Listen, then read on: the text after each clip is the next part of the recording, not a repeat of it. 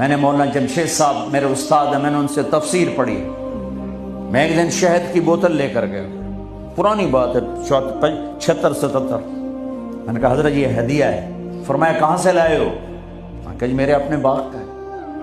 फरमाया तेरे बाप ने अपनी बहनों को, तेरे बाप ने अपनी बहन यानी मेरी फूफियों को, तेरे बाप ने अपनी बहनों को जमीन में से हिस्सा दिया था? ये सवाल क्यों किया? 10 रुपए की शहद की बोतल थी उस वक्त, कि अगर दिया था तो ये मैं ले लूंगा, अगर नहीं दिया तो फिर ये हराम है, मैं नहीं लूंगा।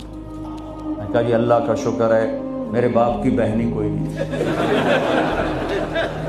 2 भाई, सारी जमीन 2 भाइयों की। इतनी रिसर्च के बाद एक शहद की बोतल कबूल फरमाई। जिसने अपनी बहनों को हक अदा किया का जन्नत में यूं हो जाएगा। बहनों को देना इतना जरूरी है, हराम हो जाती है रोटी।